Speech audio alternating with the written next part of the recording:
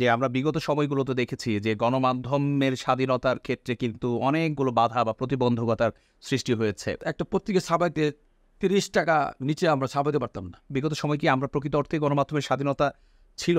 সাগরের যে প্রকৃত ঘটনাটা জি, এটা উপস্থাপন করা হোক। গণমাধ্যমের স্বাধীনতা বলতে মূলত আমরা কি বুঝি? এবং আমাদের অনেকভাবে ভয়ভীতিও দেখানো হয়েছে যে তথ্য দেওয়া যাবে না।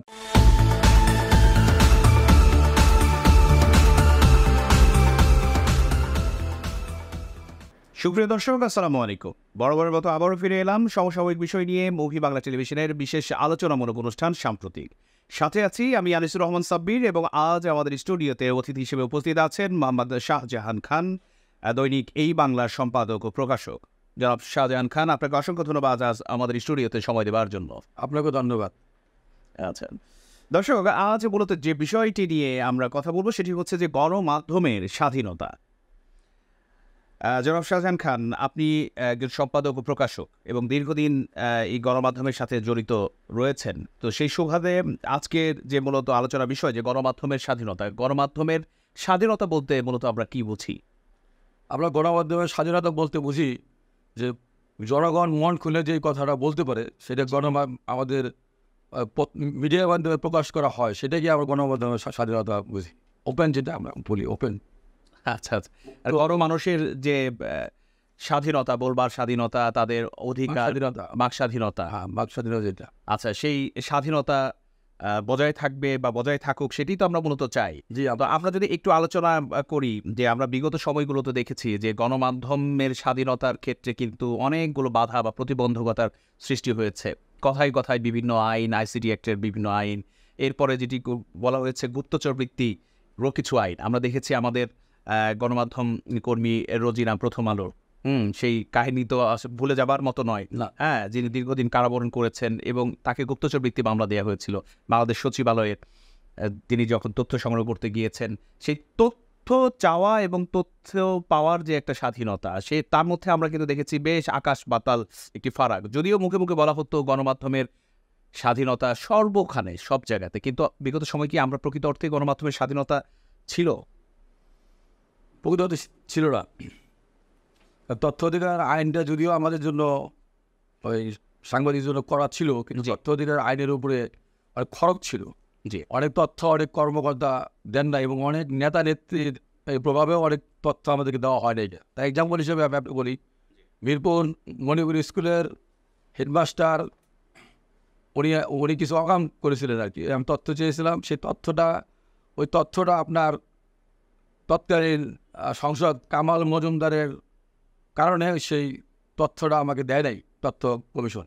অতএব কারণে আমরা বলবো যে তথ্য কমিশনের যে মুক্ত স্বাধীনতা যে বিষয়টা আছে, বা গণমাধ্যমের স্বাধীনতা, যে আমরা তথ্য চাওয়া, সাংবাদিক তথ্য চাওয়া, এটা প্রচার করা, কিন্তু এখানে আমাদের পদে পদে বাধাটা হয়েছে, দেওয়া হয়নি আর জি। এবং আমাদের অনেকভাবে ভয়ভীতিও দেখানো হয়েছে যে তথ্য দেওয়া যাবে না, তথ্য চাইলে আমাদের পত্রিকার ডিক্লারেশন বাতিল করে দেবো, এরকম বলা হয়েছে। আচ্ছা, মানে সরাসরি থ্রেট করা হয়েছে? হ্যাঁ, সরাসরি থ্রেট করা হয়েছে। আমরা এখনও সে ফাইলটা আমার কাছে আছে, মণিপুর স্কুলের যে অপরাধ যেটা, সেই ফাইলটা এখনো আমার কাছে আছে। মণিপুর স্কুল তো একটি স্বনামধন্য প্রতিষ্ঠান, এবং আপনি যে বলছিলেন যে সাবেক যিনি সংসদ সদস্য ছিলেন, তার বিরুদ্ধে তথ্য চাওয়াতে তথ্য দেওয়া হয়, এবং তারই প্রধান শিক্ষকের বিরুদ্ধে, তার প্রতিষ্ঠানের প্রধান শিক্ষকের বিরুদ্ধে। এরকম তো আপনি ছোট্ট একটি উদাহরণ টানলেন। যদি আমরা সেটা রাষ্ট্রীয় দিকে যদি আমরা একটু যাই, রাষ্ট্রীয় গণমাধ্যম রাষ্ট্রীয়ভাবে বলতে গেলে বাংলাদেশ সচিবালয়ের কথায় যদি একটু আসি, দেখা গিয়েছে অনেক সময় যে জাস্ট আমরা শুধু যেটি হয় অনেক সময় রাউন্ড টেবিল, অর্থাৎ লম্বা গোল টেবিল বা এরকম আলোচনা সভার কিন্তু মানে হয়, এবং সেই সংবাদে কিন্তু আমরা প্রচার করি, অর্থাৎ তারা যেটা বলে সেটাই করি। কিন্তু যখনই আমরা অনুসন্ধানী সাংবাদিকতার বিষয়ে আপনি যাবেন, যে অনুসন্ধান করবেন কোনো একটা বিষয় নিয়ে, তখন সেই অনুসন্ধানী সাংবাদিকতার বিষয়ে কিন্তু সেটি একটি থ্রেট, বরাবরের মতো একটি থ্রেট কিন্তু বিগত সময় আমরা দেখেছি। সেই থ্রেট কি এখন যদি আপনারা বলি যে সেই থ্রেটের জায়গা থেকে এখন আমরা এই বর্তমান যে কেয়ারটেকার সরকার যিনি আছেন, প্রধান উপদেষ্টা যিনি আছেন, যে অন্তর্বর্তীকালীন যিনি আছেন, তো তার কাছে আমাদের চাওয়াটা কীরকম হওয়া উচিত বলে আপনি মনে করেন? এখন প্রশাসনে যারা আছেন, যে এটা আওয়ামী লীগ সরকার কর্তৃক নিয়োজিত, এখন এদেরকে যদি চেঞ্জ না করা হয়, আলটিমেটলি ওইটি কিন্তু থেকে যাবো আমরা। আচ্ছা, আওয়ামী লীগ সরকার কর্তৃক যে সমস্ত কর্মরত এখনও নিয়োজিত আছেন, জি, মানে তারাই যদি এখন এইভাবে রুল করে মানে প্রশাসনটা চালান, তাহলে আলটিমেটলি আমরা যে তথ্য নিয়ে আমরা কাজ করছি বা যে গণমাধ্যমের যে স্বাধীনতার কথা আমরা বলতেছি, সেটা আমরা আদৌ পাবো কিনা সন্দেহ আছে। আগে এদেরকে পরিবর্তন করতে হবে। আচ্ছা, মানে আপনি বলতে চাচ্ছিলেন যে মোটা দাগে বলতে গেলে যেসব সেক্টরের প্রধান হিসেবে এখনো যারা বসে আছেন তাদেরকে এখানকে বিয়োজন করতে হবে এবং নতুন ভালো কিছু মানুষকে সংযোজন করতে হবে, তবে একটা তথ্যর স্বাধীনতা থাকতে পারে সেই সুবাদে। আচ্ছা, কিন্তু পরিবর্তন যেটা ধরেন কোনো একটা বিপক্ষে যদি যায়, আমরা অনুসন্ধানী সাংবাদিকতা করতে গেলে যেটি দেখি যে কোনো একজনের পক্ষে যাবে, কোনো একজনের বিপক্ষে যাবে, সেটাই তো স্বাভাবিক, তাই না? নিরপেক্ষতার আলোকেই তো আমরা কাজ করি, রাইট। তো নিরপেক্ষতার আলোকে কাজ করতে গেলে যিনি দোষী অবশ্যই তার ওপরেই কিন্তু দোষারোপটা যায়।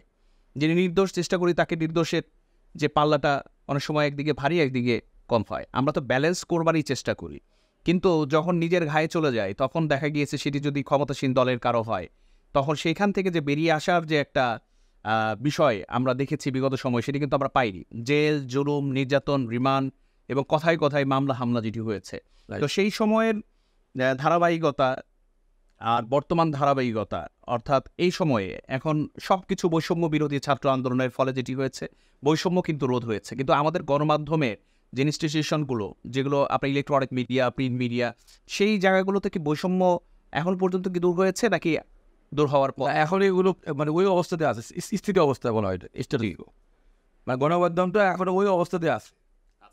আইনটা পরিবর্তন না করা পর্যন্ত আমরা স্বাধীন না। গণমাধ্যম মানে আইনে সংযোজন, বিয়োজন, ডিজিটাল যেগুলো ডিজিটাল যে ধারাগুলো আছে সেই ধারাগুলো সংশোধন অথবা বাতিল, যেগুলো একটা করলে পরে তখন আমরা মুক্ত। কিন্তু যেহেতু এখনো আমি আগেই বললাম যে ওই প্রশাসনটা এখন রয়ে গেছে, ওই প্রশাসনের আপনার হয়তো 10% চেঞ্জ হয়েছে, বাট 90% রয়ে গেছে। আচ্ছা আচ্ছা, সে 90% দ্বারা তো আমরা মানে এখনো এক্সপ্লেনেটেড, আমরা শহীদ হচ্ছে আর কি। আচ্ছা, অতএব কারণে আগে ওইটাকে করার জন্য প্রশাসনের যে যন্ত্রগুলো আছে এদেরকে আগে চেঞ্জ করতে হবে, পরিবর্তন করতে হবে। পরিবর্তন করে তারপরে ওখানে ওই আইনটা যদি আমরা চেঞ্জ মানে যারা নতুন আসবে তারা যদি ওটাকে রহিত করে দেন, আমাদের গণমাধ্যম যে আইনগুলো যারা করছে, যেগুলো আমাদের খরচ যেটা আমরা বলি, সে খরচটাকে যদি রহিত করে দেয়, তাহলে হয়তো আমরা ভবিষ্যতে আমরা মানে মুক্তভাবে কথা বলতে পারবো, মুক্তভাবে অবাধ তথ্য প্রবাহটা আমাদের থাকবে। আচ্ছা, আরেকটা বিষয় সেটি হচ্ছে যে গণমাধ্যমে যারা আমরা কাজ করি, গণমাধ্যম কর্মী যারা, তাদের ক্ষেত্রে আপনি যেমন একটা প্রতিষ্ঠানের সম্পাদক ও প্রকাশক, তো আপনি খুবই গুরু দায়িত্ব পালন করছেন এবং আপনার প্রতিষ্ঠানে অনেকেই গণমাধ্যম কর্মী আছে যারা কাজ করছেন। তো এই ওয়েস্ট বোর্ড নিয়ে যদি আপনার কাছে একটু জানবার চেষ্টা করি যে আপনার তো সেটি একটি ওয়েস্ট বোর্ড রয়েছে এবং সেটি কততম ওয়েস্ট বোর্ড, এবং ওয়েস্ট বোর্ড নিয়ে আপনি কতখানি আশাবাদী, বা ওয়েস্ট বোর্ড নিয়ে যে এই যে অধিকারের যে জায়গাটা কতখানি পূরণ করতে পারছেন বলে মনে করছেন? ওয়েস্ট বোর্ডটা হলো অষ্টম ওয়েস্ট বোর্ড, মানে অষ্টম ওয়েস্ট বোর্ডটা বাস্তবায়িত হয়েছিল। অষ্টম ওয়েস্ট বোর্ড বাস্তবায়ন হওয়ার পরে ওই নবম ওয়েস্ট বোর্ড একটা গেজেট নোটিফিকেশন করছে তৎকালীন সরকার। গেজেট নোটিফিকেশন করার পরে ওই নবম ওয়েস্ট বোর্ডে আর এখনও করা হয় নাই, এবং অষ্টম ওয়েস্ট বোর্ড ওখানে ওই গেজেটে বলা ছিল যে অষ্টম ওয়েস্ট বোর্ড মানে নবম ওয়েস্ট বোর্ড গেজেট প্রকাশের সাথে সাথে অষ্টম ওয়েস্ট বোর্ড রহিত হয়ে গেল, তার কার্যক্রম স্থগিত হয়ে গেল। কিন্তু পরবর্তীতে নবম ওয়েস্ট বোর্ডের কোনো কার্যক্রম গ্রহণ করা হয় নাই। আর মতান্তর আরেকটা বিষয় হলো যে অষ্টম ওয়েস্ট বোর্ডের এই আমাদের প্রিন্ট মিডিয়াতে, এটা ইলেকট্রনিক্স মিডিয়ার ক্ষেত্রে কি জানি না, তো আমার জানা নাই, তো প্রিন্ট মিডিয়াতে যারা নন ওয়েস্ট বোর্ড ছিল যে পত্রিকাগুলো, ওদের রেট ছিল 104 টাকা, মানে আর ওয়েস্ট বোর্ডে তাদের রেট ছিল 350 টাকা। কিন্তু ওই সরকার মানে আমলি সরকার এটা ওই যার নন ওয়েস্ট বোর্ড সব এক রেট করে দিল। এক রেট করে দেওয়াতে, এবং ওরা তো দলীয় লোক, ওরা সুযোগ সুবিধাটা বেশি পাইল, কিন্তু আমরা সেখানে আমরা যারা ওয়েস্ট বোর্ড বাস্তবায়ন করেছি তারা আমরা ওই সুযোগটা সম্পূর্ণ 100% বঞ্চিত। উপরন্তু আমাদেরকে ওয়েস্ট বোর্ডের কোনো বিজ্ঞাপন রেট পরিবর্তন করে নাই। যেমন আপনার এই সর্বোচ্চ 900 টাকা রেট ছিল। আচ্ছা, সর্বোচ্চ বিজ্ঞাপনের রেট 900 টাকা, 350 থেকে 900 টাকার রেট ছিল। এটা হলো ওয়েস্ট বোর্ড আমাদের। আচ্ছা, নন ওয়েস্ট বোর্ড যদি একই অবস্থা করলো, কিন্তু বিজ্ঞাপনের রেটটা এটা ওই সময় বলা ছিল যে এর ওয়েস্ট বোর্ডে 80% স্যালারি সাংবাদিকদের জন্য মানে গভর্নমেন্ট আপনার দাবি দেওয়ার প্রেক্ষিতে সেটাকে বলে দিছে 80%। কিন্তু সে অনুপাতে বিজ্ঞাপনের যে রেটটা 900 টাকা থেকে ওইটাকে 1800 টাকা করার কথা ছিল, সেখানে সেটা করে নাই। আচ্ছা আচ্ছা, সেটা না করে আমরা যারা প্রিন্ট মিডিয়া যারা আমরা আছি, আমরা খুব ডিপ্রাইভ, মানে আমার খুব মানে আমরা ঠিকমতো আমাদের এই প্রিন্ট মিডিয়াটাকে চালাতে পারতেছি না। উপরন্তু আমাদের অনেক বকেয়া বিল আছে, 80 কোটি টাকার মতো বকেয়া বিল পড়ে আছে। আপনাদের 80 কোটি টাকা, 80 টাকা আমাদের আপনার প্রতিষ্ঠানই পায়? আমাদের মানে পত্রিকা আমি না, আমাদের মানুষ। হ্যাঁ, আমার 30 লাখ, আমার 30 লাখ টাকা আছে। আপনার ব্যক্তিগত 30 লাখ? আমার মানে আমার এই ফার্মের 30 লাখ টাকা আছে, কিন্তু সব মিলিয়ে প্রায় 76 থেকে 80 কোটি টাকা একটা বকেয়া রয়ে গেছে। ওই সরকার যে কাজটা করে গেছে, হাসান মাহমুদ সাহেব তথ্যমন্ত্রী থাকা অবস্থাতে উনি ওনার লোকদেরকে বিজ্ঞাপন দিয়ে এবং নগদ টাকা দিয়ে দিচ্ছে। প্রিভিয়াস টাকাগুলোর এখানেও একটা বড় ধরনের বৈষম্য করছে। 2 নম্বর হলো, জি, আরেকটা জিনিস আপনাকে বলি, যেটা আপনার হয়তো মানে বুঝতে খুব সহজ হবে, সেটা হলো গত অর্থ বছরে আমাদেরকে 3 কোটি সামথিং টাকা গভর্নমেন্ট বিজ্ঞাপনের টাকা ফেরত দিছে। হ্যাঁ, অথচ আমরা যে বকেয়া আছে 76 কোটি টাকা 80 কোটি টাকা আমরা পাবো, ওই টাকাটাও যদি আমাদেরকে প্রতিদায় করে দেওয়া হতো, তাহলেও কিন্তু কিছুটা আমাদের প্রশমিত হইতো। এই কাজটা করে নাই। জি, ওই সরকারটা আমাদের এটা করে নাই আর কি, টাকাটা ফেরত চলে গেছে। মানে ব্যাক চলে গেছে। এখানে আপনারা পাওনা পান, সেখানে আপনাদের না দিয়ে আবার ব্যাক করে দেওয়া ব্যাক করে দিয়ে গেছে, ডিউ টু যে আমরা ওদের মতের লোক না আর ছিলাম না, এই আর কি। আচ্ছা, মতের দলের কারণে তাহলে একটা বিশাল ধরনের একটা বৈষম্যের শিকার হয়েছেন। হ্যাঁ, এবং সেটার সাফারার নট অনলি আপনি, এটা আপনার প্রতিষ্ঠানের যে গণমাধ্যম কর্মীরা আছে তারাও সাফারার। অফকোর্স আমার ঠিক মতো বেতন দিতে পারতেছি। এই বিষয়টা নিয়ে কি আপনারা তখন বারবার আমরা অনেক যোগাযোগ করার চেষ্টা করছি, মামু থেকে শুরু করে, এরপরে হচ্ছে কিছুদিন আগে যিনি চলে গেলেন আরাফাত সাহেব, তাকেও বারবার নক করেছিলেন আপনারা, কিন্তু আমাদের কি আসছে? আমাদের নেতা যারা নেতা বলতে কি, আমাদের এখানে পত্রিকার ওই আপনার একটা গ্রুপ আছে যারা মানে বড় পত্রিকার মালিক যারা, জি, তার মধ্যে প্রথম আলো, ডেলি স্টার, মানে যারা মানে মানে এই জাতীয় সম্পাদকরা, ওনারা মানে মিটিং করছে। কিন্তু ওনারা মিটিং করে, যেহেতু ওনাদের তো অনেক বিজ্ঞাপন, ওনাদের তো মানে টাকা পয়সা অভাব লেগেছে, যার ফলে ওনারা আমাদের এই ছোটোখাটো বিষয় ওনাদের মাথা ঢুকে না। ওনাদের তো ওরা ঠিকই পেয়ে গেছে, কিন্তু আমরা পাই নাই।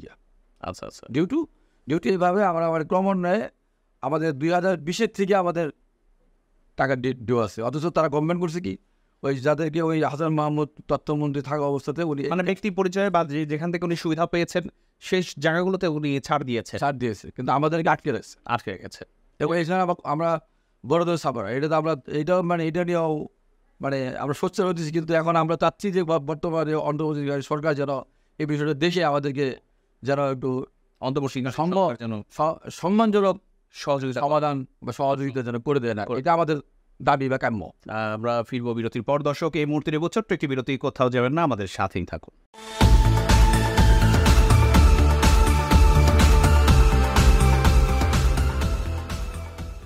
সুপ্রিয় দর্শক, ফিরে এলাম বিরতির পর। কথা হচ্ছিল আজকের অতিথি মোহাম্মদ শাহজাহান খান, সম্পাদক প্রকাশক দৈনিক এই বাংলা, এবং যে বিষয়টি নিয়ে আজকে কথা হচ্ছিল সেটি হচ্ছে গণমাধ্যমের স্বাধীনতা।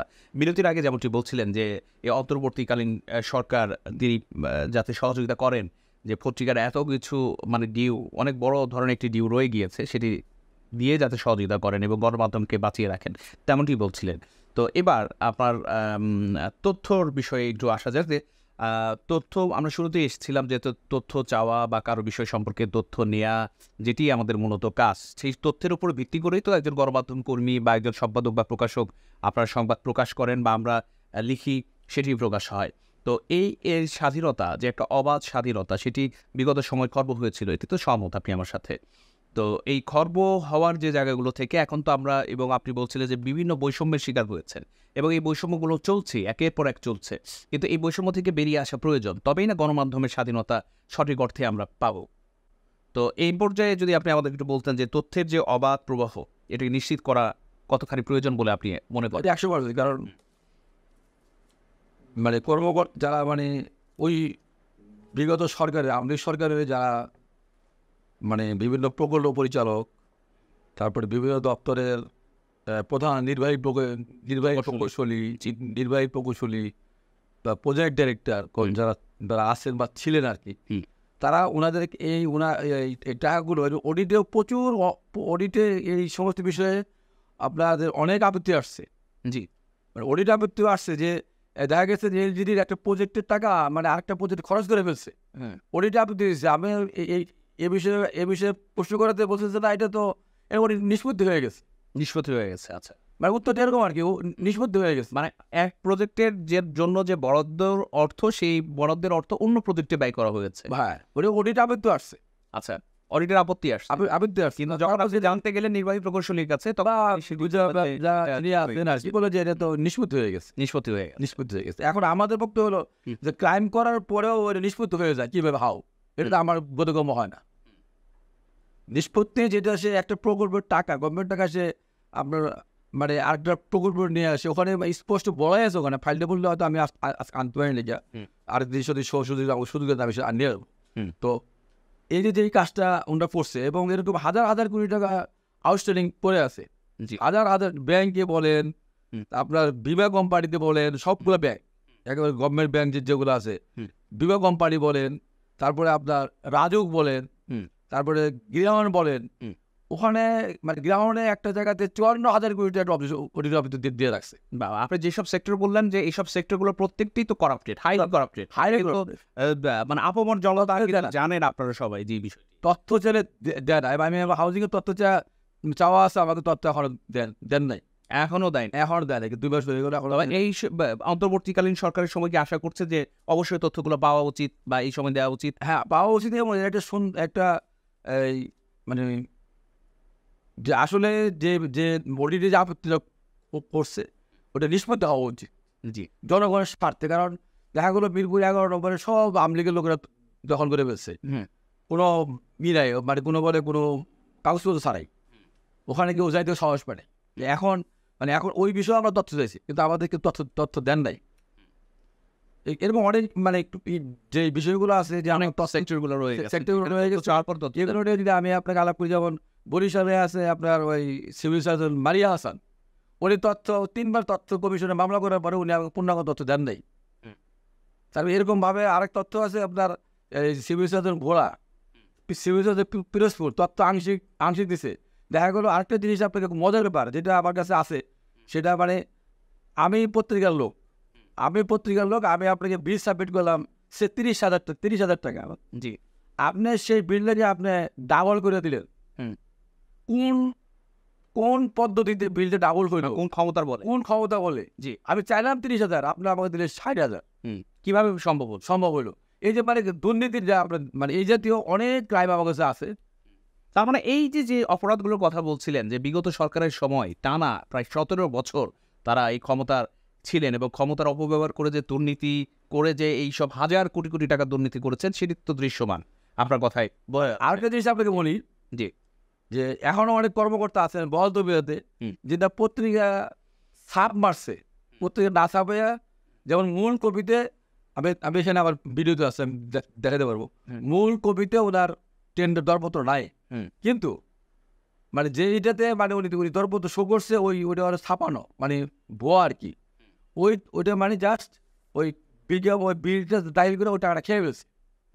এরকম আপনার অরহ ঘটনা ঘটে গেছে, যেগুলোর অনেক তথ্য প্রমাণ আমার কাছে এখনো বিদ্যমান আছে। যদি আপনি চান, আপনি বুঝতে পারেন, যেহেতু আপনি একজন সম্পাদক এবং প্রকাশক, আপনি আপনার প্রতিষ্ঠান থেকে যে বলছেন যে এরকম অসংখ্য তথ্য প্রমাণ আছে এরকম দুর্নীতির, তো আমার মনে হয় যে গণমাধ্যম, আরও অনেক গণমাধ্যম, ইলেকট্রনিক অ্যান্ড প্রিন্ট মিডিয়া রয়েছে, যে সবাই যদি এরকম তথ্য প্রমাণ দেয়, তাহলে তো দুর্নীতির একটি বড় স্তর দেখা যাবে, বড় একটি ক্ষেত্র দেখা যাবে, যে বাংলাদেশে এই বিগত সময়ে এত হাজার কোটি টাকার দুর্নীতি হয়েছে। হ্যাঁ, হাজার কোটি টাকা। আমার জানা মতে কোনো ইঞ্জিনিয়ার, নাম বলবো না আর কি, দক্ষিণ সিরিগঞ্জে থাকা অবস্থাতে উনি রিকাস্ট আপনার বুঝবেন না, একটা রিভাইস, একটা রিকাস্ট। জি, মানে রিভাইস হলো আপনার 15% ভিতরে আপনার 100 টাকার সর্বোচ্চ আপনার 115 টাকা রিভাইস করতে পারবে। জি, আর রিকাস্ট হলো 100 টাকার মধ্যে, আপনি 100 টাকার মধ্যেই ওইটাকে সমন্বয় করতে হবে, বাড়ানো যাবে না, মানে কমান যাবে।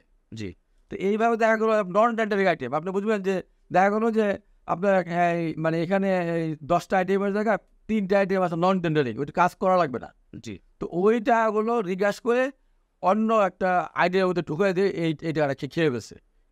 এটারও আপনার আমি তথ্য দিয়েছি, এই তথ্যটির অর্ধ আমাদের বাইরে গিয়া এই অর্থাৎ দেওয়ার মতো কোনো অবস্থা নাই, যে কারণে আপনাকে তথ্য দেয় না।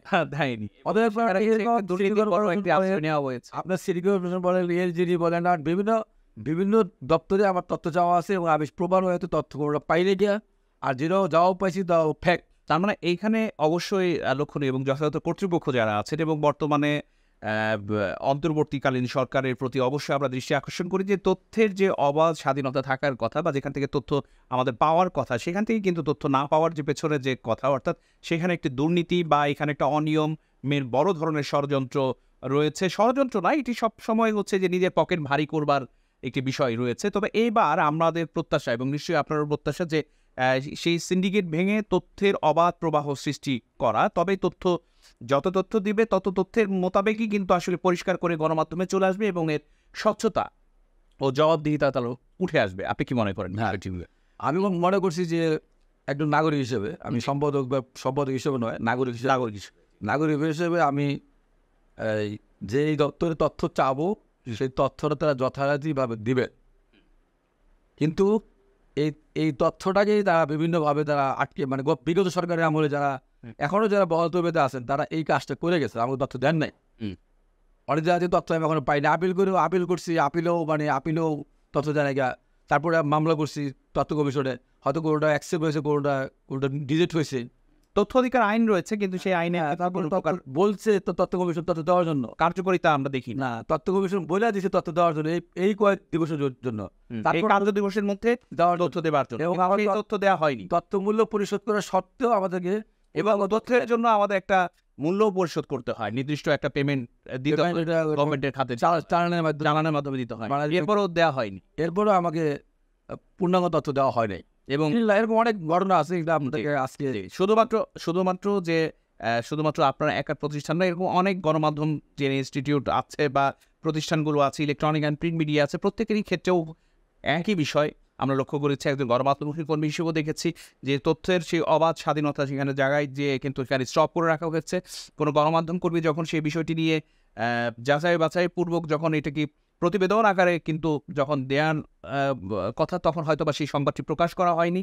নিশ্চয়ই সেখানে হাইকমান্ড থেকে আপনাদের উপরে, সম্পাদক মণ্ডলীর উপরে চাপ আসে, যে কারণে হয়তো বা আপনারা দেননি। ঠিক ইলেকট্রনিক এবং প্রিন্ট মিডিয়ার ক্ষেত্রেও কিন্তু একই ভূমিকা আমরা তাই না, মেরে ফেলার হুমকি দেওয়া হয়েছে এবং মেরেও ফেলা হয়েছে। যদি আমরা দেখি যে আমাদের সাগর রুনির যে হত্যাকাণ্ড আজকে কত বছর হয়ে গিয়েছে, সেই হত্যাকাণ্ডের কিন্তু চার্জশিট র্যাপিড অ্যাকশন ব্যাটালিয়ন র্যাবের কাছে রয়েছে।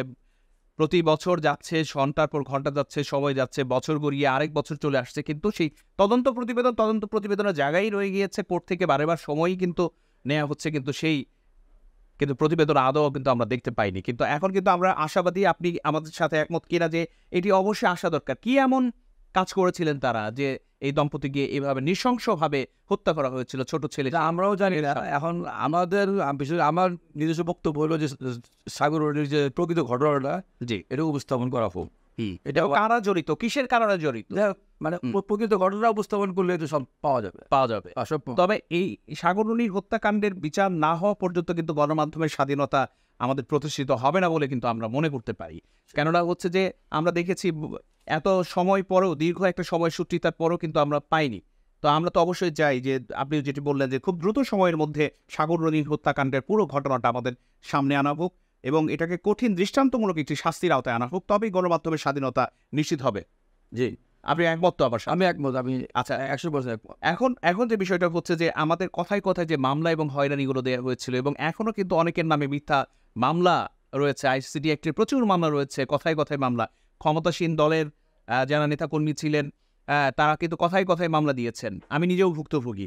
তো এরকম আমার মনে হয় যে অনেকেই কিন্তু আমরা ভুক্তভোগী আছে, সেই মামলাগুলো কিন্তু দ্রুত নিষ্পত্তি করা প্রয়োজন এখনই সময়, যেটি হচ্ছে যে সত্যতা। এবং আমরা দেখেছি গণমাধ্যমের স্বাধীনতা নিশ্চিত করবার বিষয়ে কিন্তু গণমাধ্যমকে একটা থ্রেট হিসেবে ব্যবহার করেছেন কিছু কিছু ক্ষমতাসীন। আমরা কতিপয় বিচারপতিদেরও দেখেছি তারা গণমাধ্যম নিয়ে খুব রূঢ় আচরণ করেছেন। আমরা দেখেছি যে এখানে বিচারপতি মানিক সাহেবের অবস্থাও দেখেছি, তিনি কি বলেছেন এবং কি উচ্চবাচ্য করেছেন গণমাধ্যমে। একটি বেসরকারি টেলিভিশন এক উপস্থাপিকার সাথে তিনি যেভাবে রূঢ় আচরণ করেছে, সেটি তো আসলে কখনো গণমাধ্যমে হওয়া উচিত বলে মনে করছেন না। এখন তিনি যেভাবে ধরা পড়লেন, তার মতো একজন সম্ভ্রান্ত মানুষ, তিনি যেভাবে জোরের মতো পালিয়ে যাওয়ার যিনি চেষ্টা করেছিলেন, সেখানে জনগণের দ্বারা কিন্তু তিনি প্রতিহত হয়েছেন। এবং এটা বলবো যে এটা খুবই দুঃখজনক। বিচার ব্যবস্থায় একজন বিচারক হিসেবে তিনি যেহেতু একজন বিচারক ছিলেন, সাবেক বিচারক, এবং আমরা অবশ্যই বিচারকদের সম্মান প্রদর্শন করি, এবং তিনি যে নজির দেখিয়েছেন, এই নজির অর্থাৎ আমি এটা মনে করতে পারি, বা আজকে এই আপনার সাথে আমি এটি সমন্বয় করে আমি বলতে পারি যে বিচার ব্যবস্থার যিনি বিচারক আছেন, যিনি বিচারকের একটি পবিত্র স্থান, এই বিচারকের জায়গায় থেকে তিনি অবশ্যই এখানে ক্ষমতার অপব্যবহার না, তিনি কারো দ্বারা প্ররোচিত হয়ে না, যেটি সত্য সেই বিচারই তিনি করবেন, এমনটাই তো আমরা প্রত্যাশা করতে পারি। আর নতুবা এই বিচারপতি মানিক সাহেবের যে করুণ পরিণতি হয়েছে, এটা তো মানুষের কর্মে। আজকে আপনি ওই চেয়ারে আছেন, কালকে তো নাও থাকতে পারেন, এবং আপনারও তো বিচার হতে পারবে। অর্থাৎ আমাদের যারা মহামান্য বিচারপতি আছেন, আমাদের ভুলে গেলে হবে না, আমরা কেউই বিচারে ঊর্ধ্বে নয়। অর্থাৎ আমরা আজকে বিচারপতি, কালকে কিন্তু আসামির কাঠগড়ায় আমরা দাঁড়াতেই পারি। তার দৃষ্টান্ত প্রমাণ কিন্তু আমাদের মানিক সাহেব যিনি দেখালেন কাঠগড়ায়, এবং এর থেকে অপমান আর হয় না। তো যাই হোক, আমি একেবারে অনুষ্ঠানের আলোচনার শেষ পর্যায়ে এসেছি। এই পর্যায়ে যদি আপনাকে আমরা আরেকটু জানতে চাই যে আপনি শুরুতে বলছিলেন যে অনেক টাকা পয়সা বকেয়া রয়েছে গভর্নমেন্টের খাতে এবং ফেরত দেওয়া হয়েছে আমাদেরকে না দিয়ে, অর্থাৎ এই গণমাধ্যম প্রাপ্যটা না পেয়ে সেটিকে আবার ব্যাক করে দেওয়া হয়েছে। তো এটা যে খুবই দুঃখজনক একটি ব্যাপার কিন্তু হয়ে দাঁড়িয়েছে। যদি প্রিন্ট মিডিয়ার ক্ষেত্রে যাই, আমরা প্রিন্ট মিডিয়াতে এখন তো কাগজের অনেক দাম, কালির অনেক দাম, ছাপা কস্ট আগে যেরকম ছিল, এবং প্রত্যেকটা প্রিন্ট মিডিয়ার ক্ষেত্রে দেখা গিয়েছে সংখ্যা কিন্তু অনেকাংশেই কমে গিয়েছে, এবং যে কারণে ডিজিটাল ভার্সন, অনলাইন ভার্সনে কিন্তু এখন বেশি সময় বা বেশি যুগের চাহিদা অনুপাতে কিন্তু আপনারা দিচ্ছেন। তো সেই ক্ষেত্রে আপনার বলার মতো কিছু আছে কিনা যে এখন কাগজের দাম কেমন, এবং যে কালি এবং কাগজ কালি এবং হচ্ছে যে গণমাধ্যম কর্মীদের বেতন দিয়ে মোটামুটি একটা গণমাধ্যম প্রতিষ্ঠান টিকিয়ে রাখবার ক্ষেত্রে আসলে কি ধরনের বিষয় কাজ করে এখন? আমি প্রথমে বলবো আপনার যে অনেকগুলো পয়েন্ট আছে। ডিজিটাল অ্যাক্ট যে আমাদের মামলা মোকদ্দমা যেটা আছে আমাদের সাংবাদিক ভাইদের বিরুদ্ধে, সরকার যে ডিজিটাল অ্যাক্টটা করে গেছে এটাকে সম্পূর্ণ বাতিল করতে হবে। বাতিল করলে অটোমেটিকই আমাদের যারা মামলায় অ্যাকিউজড বা যারা আছে তারা কিন্তু বেরিয়ে আসতে পারে। আগে ওই আইনটাকে বাতিল করতে হবে। এটা একটা প্রজ্ঞাপনের মাধ্যমে কিন্তু করতে পারে এই গভর্নমেন্ট, এটা আমাদের দাবি। তাহলে তথ্যের একটা অবাধ স্বাধীনতা থাকবে, মানুষ আর তথ্য দিতে কিন্তু ভয় পাবে না। এই একটা গেল। 2 নম্বর হলো যে আমাদের কাগজ 100 টাকা কেজি পর্যন্ত হয়ে গেছিলো। 100 টাকা কেজি মানে আপনার একটা কাগজ, একটা পত্রিকা ছাপাইতে 30 টাকা নিচে আমরা ছাপাতে পারতাম না। কাগজ দাম একটু কমছে, কিন্তু অন্য র মেটেরিয়াল দাম রয়ে গেছে। উপরন্তু আমাদের বিজ্ঞাপন নাই, মানে বিজ্ঞাপন খুব সীমিত। কিছু কিছু যেমন আপনার বিজ্ঞাপন আপনার যেমন আগের গভর্নমেন্ট একটা জিনিস করে গেছে, এটা আপনার ফ্লাও করে, মানে আমিও এই বিষয়ে আরও লিখবো। সেটা হলো যে এলটিএম একটা পদ্ধতি চালু করে গেছে এলজিডিতে, এলটিএম। তো এলটিএমটা হলো আপনার এটা এই বিষয়ে একটু আপনার যদি সবাই থাকে আমি আপনাকে বিস্তারিত বলি। Limit tender method. তো লিমিট টেন্ডার মেথড ওই আগের চিফ ইঞ্জিনিয়ার ছিল মহসিন, মানে মহসিন সাহেব বা মহসিন এরকম নাম ছিল আর কি। ওনার সময় একটা খরচ দিয়ে গেছে, সেটা হলো যে এলটিএম স্থানীয় পত্রিকা বিজ্ঞাপন থেকে। আচ্ছা, স্থানীয় পত্রিকায়, এটা আপনাকে কিন্তু মাথায় রাখবেন, স্থানীয় পত্রিকায়। আচ্ছা, স্থানীয় লোকাল পত্রিকা। জি, তো জেলা ভিত্তিক পত্রিকা, কোনো জেলায় একটি মাত্র পত্রিকা আছে জেলা। এবং এইটা করে গেছিল আওয়ামী লীগের নেতা কর্মীদের সুবিধার জন্য। আচ্ছা, মানে যাদের কাজ পাওয়ার জন্য এই সুবিধাটা উনি করে দিয়ে গেছে। এটাকে ভাঙতে হবে এখন। কারণ ওখানে বিজ্ঞাপনের যে আইনটা ছিল, সেই আইনটা হলো আপনার মানে যে কোনো 2টা পত্রিকা দিতে হবে, একটা জাতীয় একটা স্থানীয়। আচ্ছা, মজার ব্যাপার, ফরিদপুরে একজন নির্বাহী প্রকৌশলী mister Shahiduzzaman Khan, is man from Khulna. তো উনি মিডিয়াবিহীন পত্রিকাতে উনি অনেক বিজ্ঞাপন দিয়ে গেছে। আর ওনাকে প্রশ্ন করার পরে আমি বললাম যে আপনি যে বিজ্ঞাপনটা দিলেন, এই বিজ্ঞাপনটার রেটটা আপনি কীভাবে নির্ধারণ করলেন? এটা মিডিয়া যারা আছে ওটাতে একটা রেট আছে, গভর্নমেন্ট থেকে দেয়া একটা 250 টাকা। তো উনি আবার করছে ডিসিকে লিখছে। ডিসিকে লেখার পরে ডিসি ওখান থেকে আবার দিছে যে বিজ্ঞাপন দেওয়া যাবে। মানে ওনারা যে মানে যারা প্রশাসন চালায়, ওনারা যদি এই জিনিসগুলো না জানে, না লিখতো, কিন্তু তারা এটা বলেছে বিজ্ঞাপন দেওয়া যাবে। বিজ্ঞাপন দেওয়া, কোন বিজ্ঞাপন দেওয়া হবে সেটা কিন্তু বিস্তারিত কিছু বলে নাই। তাহলে আমার প্রশ্ন হলো যে এই যে ডিসি মহোদয়ের অফিস থেকে দপ্তর যে চিঠিটা আমার কাছে আছে, যে ডিসি মহোদয় তত্ত্বতে যে চিঠিটা দেওয়া হলো, জি। সেই চিঠিটা যে বিজ্ঞাপন দেওয়া যায় বলে ওই যেগুলো মিডিয়াভুক্ত নহে, ওই বিজ্ঞাপনের বিলটা মানে কীভাবে দেবেন, কোন পদ্ধতি দেবেন? হ্যাঁ। একটা নির্ধারণ তো যেটাতে ডিএপি আপনার ইঞ্চি কলামটা কিভাবে ধরবেন? কীভাবে ধরবেন? জি, তো এখানে কিন্তু কিছু উল্লেখ নেই। অর্থাৎ স্বেচ্ছাচারিতা, দুর্নীতির যে মানে মহোৎসব যেটা মানে এটা হচ্ছে এবং হয়ে আসতেছে, এটাকে রোধ করতে হবে।